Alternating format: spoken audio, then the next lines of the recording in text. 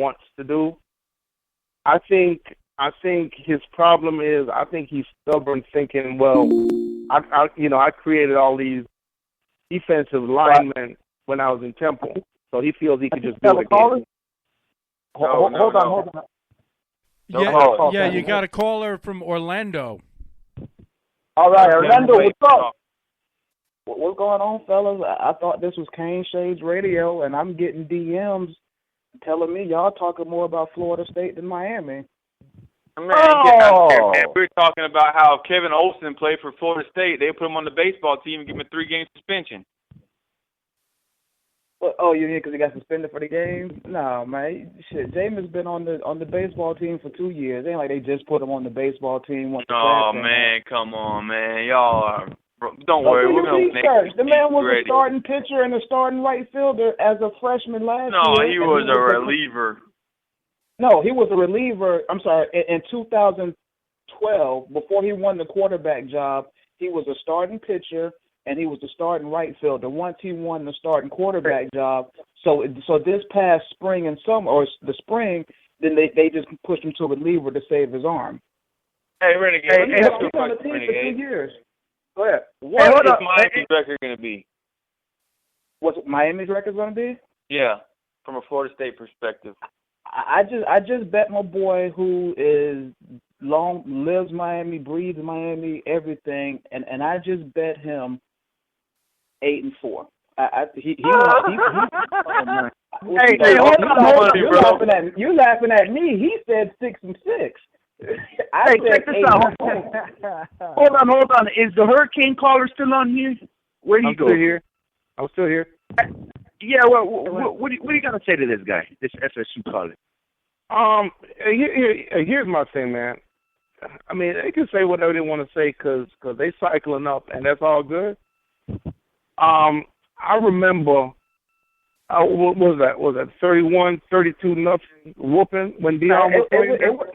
It was 31-0 opening night after that bullshit rap video. I know exactly the game you're talking about, but okay, I'm gonna say it like that was 89. Okay, like that was 1989. This 2014. Exactly, but you know what? 2014. If all the stuff that happened at Florida State happened in Miami, what would happen to Miami's program right now? What happened at Florida State? Thank you. What happened at Florida State? Let's see now. Your starting quarterback decided he wants some crabs, and he decided to walk out without crabs. $32 worth of crabs. Okay. What would have happened in ESPN front page, Sports Center? Oh, shut the program down again. That didn't happen. He wins the Heisman. He's out there partying, and they blow him up. Your boy Winston's stealing crabs and raping bitches, and he just hide it. And I've been saying this. Yo, check this out. I've been saying this on the radio show. I think Jameis Winston needs to be on some kind of medicine. I think he's not. You said that nonsense last week, man. Y'all, again, it's getting close to the season, so that's when all this speculation, all this talk when y'all kick off, the September 1st or the 2nd? 1 month from today, September 1st. Okay, we're August 30th, y'all are September 1st. Okay, so that's when we can finally put all this on the field and all the speculation can stop. I mean, I say 8-4 simply because your quarterback and your defense. I mean, it's easy to say what it can be, but what like I asked you all last week, nothing's changed with your defense. I mean, your players have gotten a year older, but I guess now that your running back coach moved the linebacker with Barrow stepping down, but we don't know how that's going to work because he's never. What do you mean? I mean, Herbie Brown played on the defensive side of the ball. You got Ice Harris coming in the coach running back. No, I'm talking about the defense. He playing on the defensive side of the ball and coaching are two completely different things.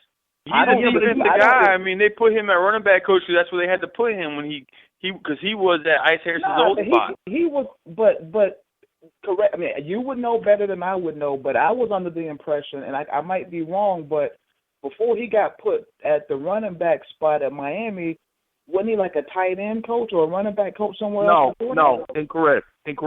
Okay, I'm wrong. Okay, I don't know. Yeah, that's what I heard, but I don't know. That's what I'm asking. No, that wasn't me saying. I'm asking. No, he has always been a defensive coach. He came to Miami and he was assistant. He was like a player personnel type person, and then a position opened up and he wanted a coach. So they was like, all right, running backs opened up. So the running backs coach left last year.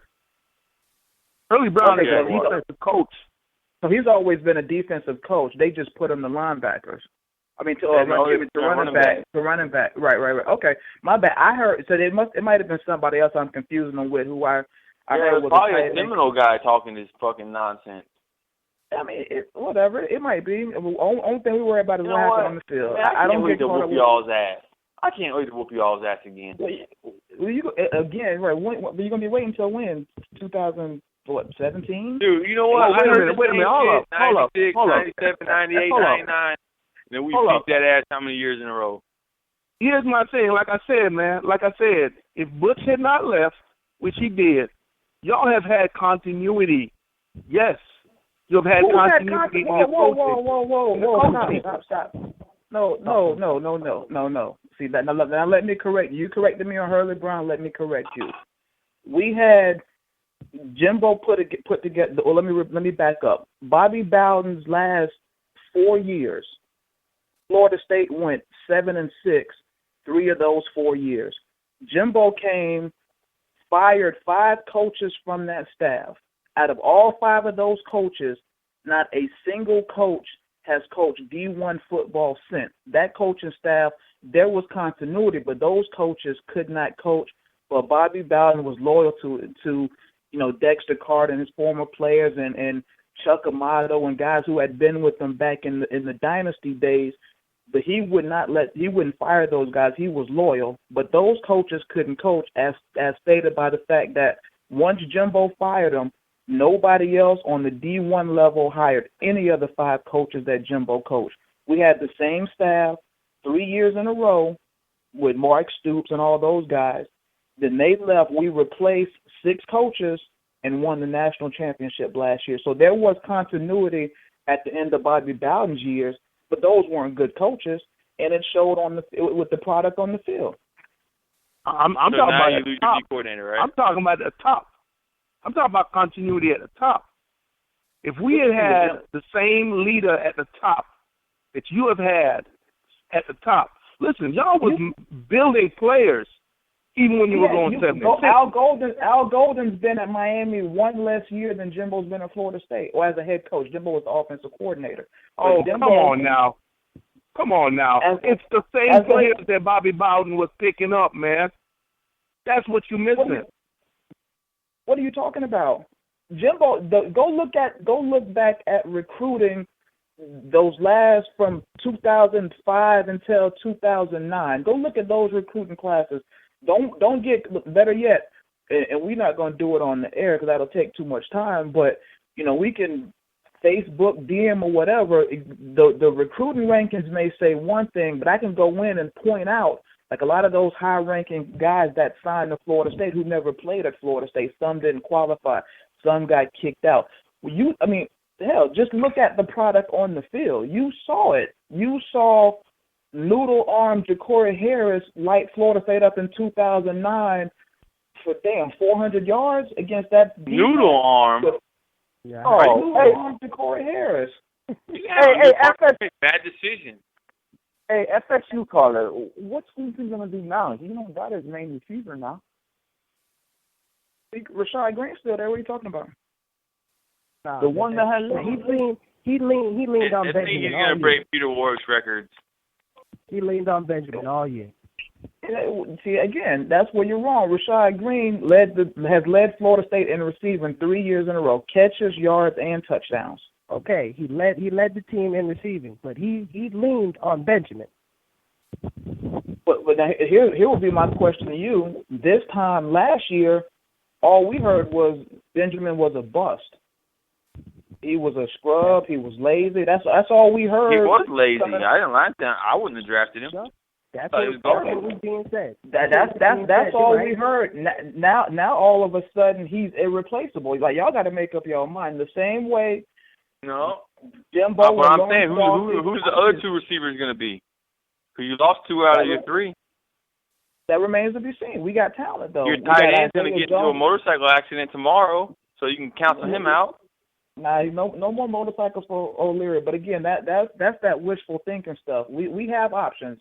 We still got Isaiah Jones, 6'4" wide receiver. We still got Ermon Lane and Travis Rudolph and Javon Harrison just got on campus. So those guys. Ermon Lane.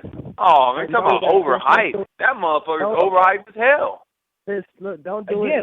Let you tell it. Now that he's going to Florida State. I never wanted him. I wanted Randolph. That might He's be the truth. you. Randolph is the truth, but not Ermon Lane. Again, and I wish I could find it. I don't have the time to go look for it, but there was, and it was actually a Gator fan that pointed it out.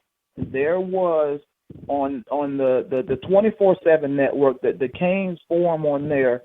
There was a post on the Canes website. This was a couple of years ago that asked, should Miami pass on Stacy Coley and wait to get Ermon Lane? Listen. Ermon Lane went to my high school. Ermon Lane went to my high school. I wanted him bad. He's probably the best player out of my high school in a long time, and it kills me that he's at Florida State. But Coley's the better guy. Coley is better than him. I'm a Stacy Coley fan. I wanted him. I hate that he flipped. Oh, not even flipped. He didn't commit, but he was thought to be a Florida State lean, and there was some shenanigans at the end of that. Yeah, you know where his head coach went to, Miami. Which is why shortly after signing day he got fired from high school once everything kind of came out. But by the fucking principal who was a Florida State fan. I mean, Florida State grass. He didn't dispute the firing because he knows what he did. He did dispute the firing. The guy took some program that was a garbage-ass high school program to the playoffs like 2 or 3 years in a row. No. I'm talking about for what. I'm not talking about on the field. I'm talking about what he did in terms of Stacy Coley's recruitment. Where else? What did he do? So if Peter Warwick, what was the coach, the head coach, where do you think he's going to tell the kid to go? No, it was.